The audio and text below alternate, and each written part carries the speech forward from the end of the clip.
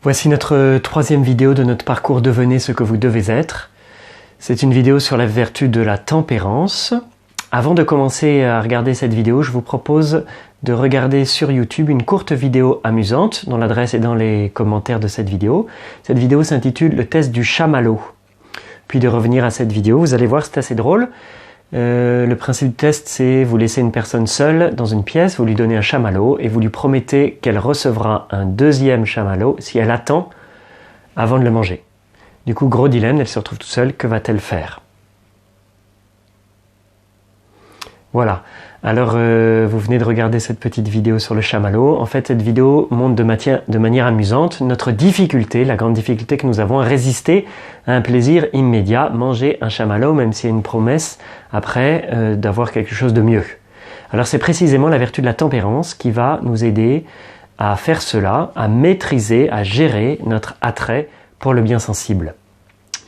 Du coup, premier point, pourquoi la tempérance est nécessaire dans notre vie? 3 raisons. Première raison, pour être heureux.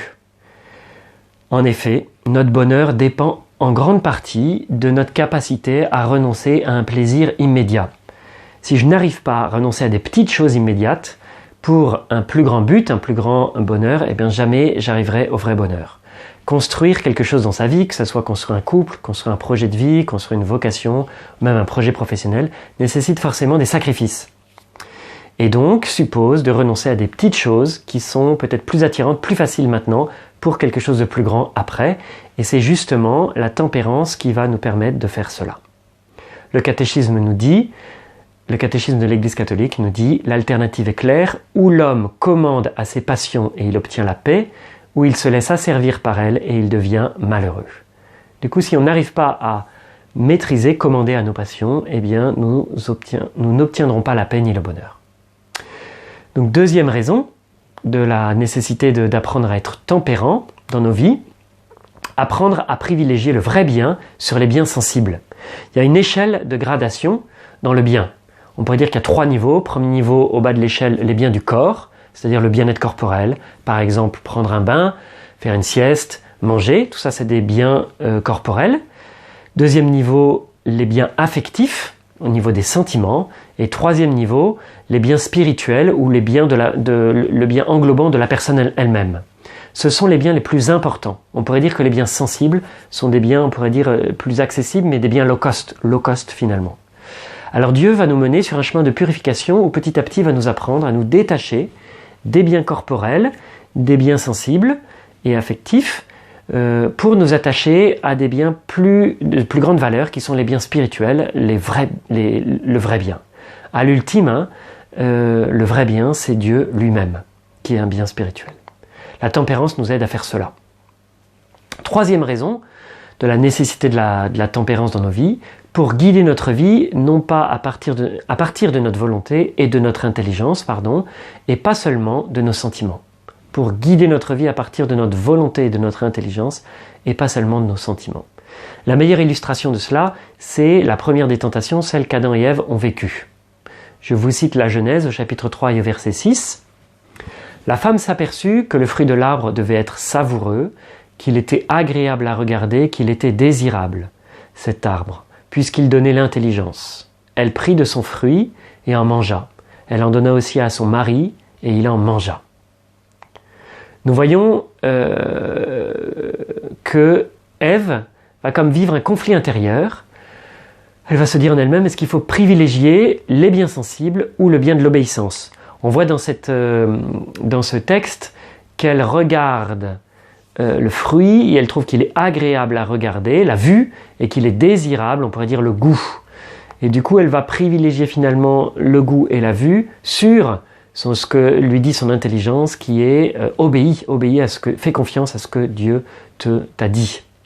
Alors, on voit là un conflit intérieur. Qu'est-ce qu'il faut écouter, notre sensibilité ou notre intelligence? En fait, notre sensibilité, nos sentiments, lorsqu'ils ne sont pas intégrés, sanctifiés, purifiés, eh bien, ne vont pas nous guider dans la bonne direction.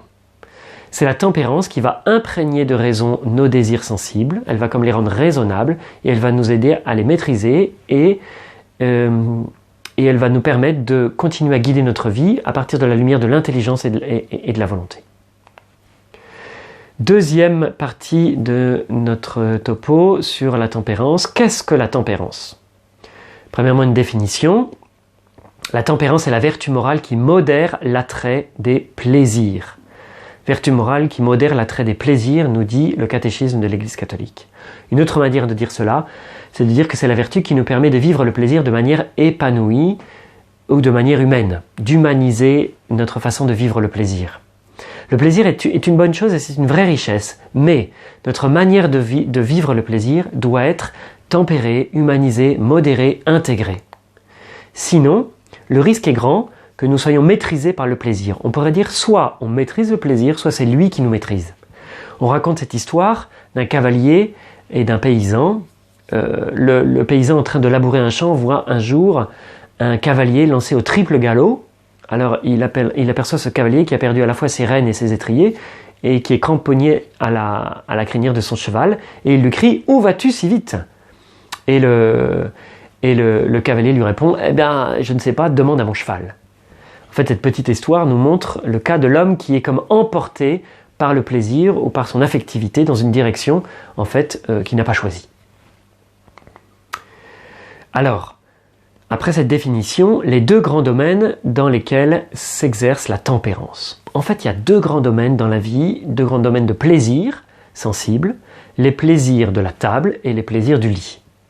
Et du coup, il va y avoir très logiquement deux grands domaines dans lesquels la tempérance va s'exercer, la nourriture et le plaisir sexuel, et elle va s'exercer sous forme de deux sous-vertus de la tempérance. La première, pour modérer les plaisirs de la table, eh bien, c'est la sobriété. Pour modérer les plaisirs de la table, la sobriété. Elle va s'opposer au péché capital de la gourmandise. La gourmandise, c'est le désir désordonné de nourriture, nous dit Thomas d'Aquin. Aimer la nourriture de manière excessive.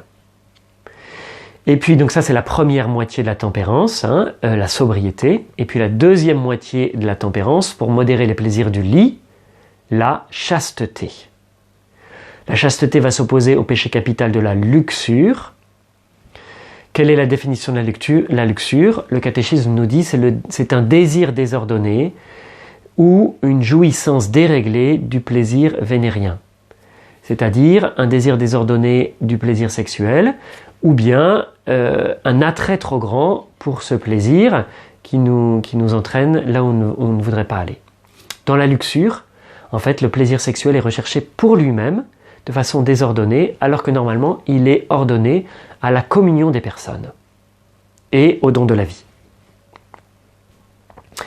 Troisième partie, comment grandir dans la tempérance. Premièrement, comment développer la sobriété, se connaître.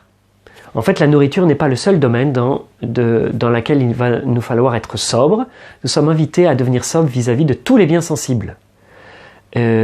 À garder, on pourrait dire sous contrôle, notre attrait pour ces biens. Du coup, la question va être pour chacun d'entre nous, qu'est-ce que j'ai du mal à réguler dans ma vie? Est-ce que c'est mon amour pour la télévision, les vidéos, les séries télévisées, pour Internet, pour l'ordinateur, pour les jeux vidéo, pour mon téléphone, la lecture de romans ou de magazines, mon attrait trop grand pour la nourriture, pour la boisson, ou alors mon désir trop grand de loisirs, si je passe ma vie à faire du sport par exemple, ou alors mon attrait de tabac par exemple, etc., etc. En fait, toutes ces choses sont, on pourrait dire, des choses qui sont bonnes dans notre vie, qui nous donnent un certain plaisir, mais je vais devoir apprendre à réguler ces plaisirs. La sobriété va se situer dans un juste milieu entre l'excès et le défaut. Par exemple, pour la nourriture, je vais à la fois manger suffisamment, car manger insuffisamment, ce n'est pas bon pour moi, pour mon corps, et ne pas manger trop, voilà, ou ne pas tomber dans la gourmandise. Toutes ces choses qui nous donnent du plaisir sont bonnes, mais doivent être contrôlées, modérées, tempérées pour ne pas devenir envahissantes. L'idée fondamentale est de rester maître de nous-mêmes dans notre attrait du plaisir. Du coup, la question c'est, qu'est-ce qui est un peu envahissant, qu'est-ce qui est problématique, quel bien sensible est un peu difficile à gérer pour moi? Et puis ensuite, deuxièmement, de pratiquer des petits exercices pour grandir dans la sobriété, c'est-à-dire se mettre des limites. je vais me mettre des limites dans les domaines où je me sens trop attiré, où je me sens en fait pas libre, où je sens que ma liberté est un peu diminuée. Et puis je vais du coup pratiquer le principe des petits pas, des petits efforts qui est, on pourrait dire, cher à toutes les vertus, qui est le principe fondamental de la vertu. Si je mange trop, eh bien je vais décider de ne pas me resservir. Ou alors de temps en temps, je vais décider de manger et de ne pas prendre de dessert. Ou alors de temps en temps de jeûner, de prendre un repas, ou de ne pas prendre de repas plutôt, ou alors de faire un repas avec du pain et de l'eau. Tout ça dans l'idée de redevenir libre vis-à-vis de la nourriture. Si par exemple, eh bien, j'ai trop tendance à regarder des films, des vidéos, des séries, eh bien, je vais me limiter.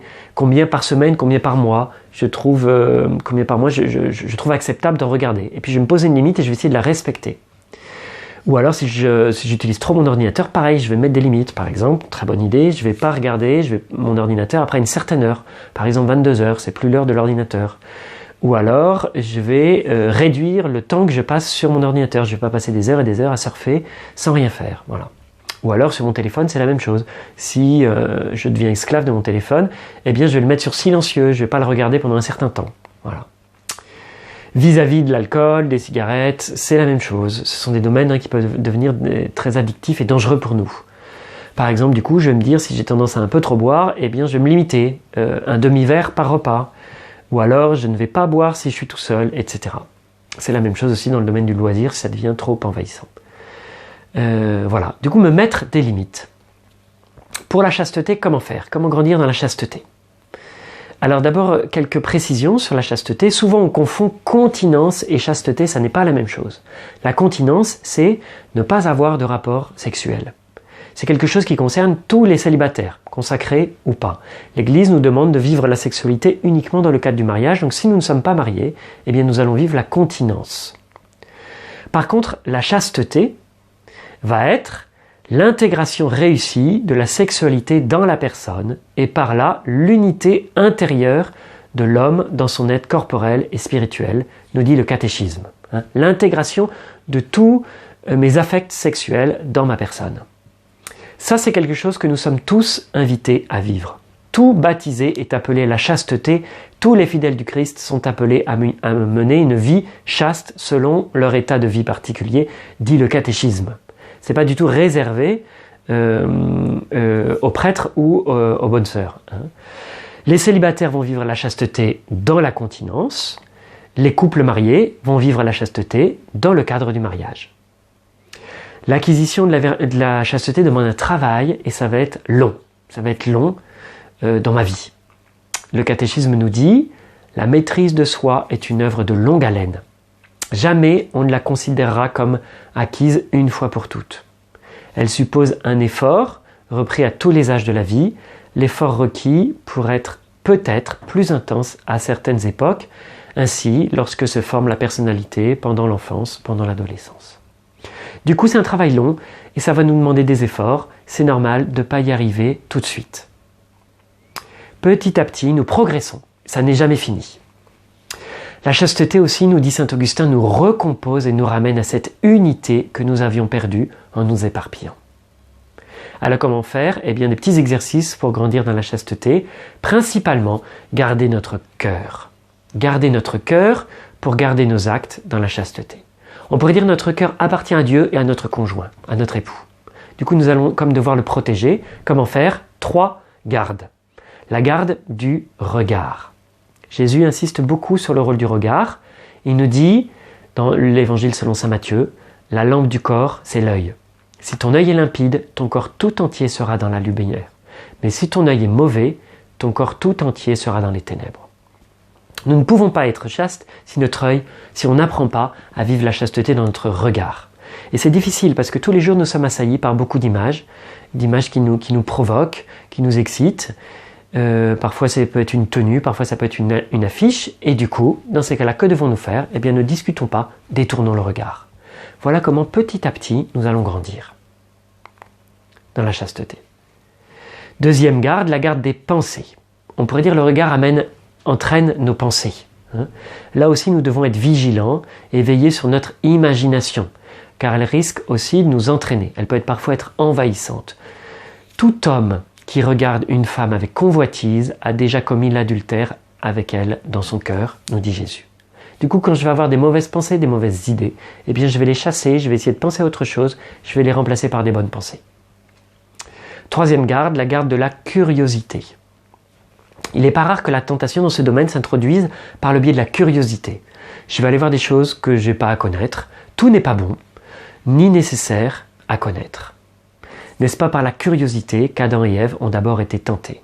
Du coup, je vais comme avoir à résister à une certaine curiosité malsaine. Voilà. Tout ceci, je ne peux le faire qu'avec l'aide de Dieu. Ce chemin n'est pas un chemin facile. Heureusement, la grâce de Dieu est là et elle me soutient. Et puis, j'ai aussi accès à la miséricorde de Dieu, au pardon de Dieu, à chaque fois que j'en aurai besoin. C'est-à-dire à chaque fois que je tomberai, que je m'éloignerai du bon chemin, eh bien vite, la solution, aller se confesser, demander pardon au Seigneur pour les manques à la chasteté et ainsi retrouver la force que Dieu me donne. La chasteté est une vertu morale, elle est aussi un don de Dieu, une grâce, un fruit de l'œuvre spirituelle, nous dit le catéchisme de l'Église. En pratique, pour notre partage, en petits groupes, un point, premièrement, qu'est-ce qui m'a touché dans ce topo? Si j'avais une chose à retenir, quelle serait la chose qui m'a touché? Et puis deuxièmement, c'est pas toujours facile, mais parfois on peut le partager. Parfois on ne peut pas le partager, mais voilà. Quel est le domaine dans lequel je dois faire des efforts de maîtrise de moi-même? Quel est le domaine difficile pour moi? Est-ce que c'est la nourriture? Est-ce que c'est la boisson? Est-ce que c'est l'ordinateur? Est-ce que c'est les jeux? Est-ce que c'est la télé? Est-ce que c'est les films? Est-ce que c'est le téléphone, le tabac, la sexualité, le loisir, voilà, etc. Du coup, est-ce que je connais? Est-ce que je me connais? Est-ce que je vois bien le domaine difficile? Et puis du coup, quelle décision je peux prendre aujourd'hui pour m'aider? Voilà, que Dieu vous bénisse et nous donne à chacun d'être de plus en plus tempérant dans nos vies.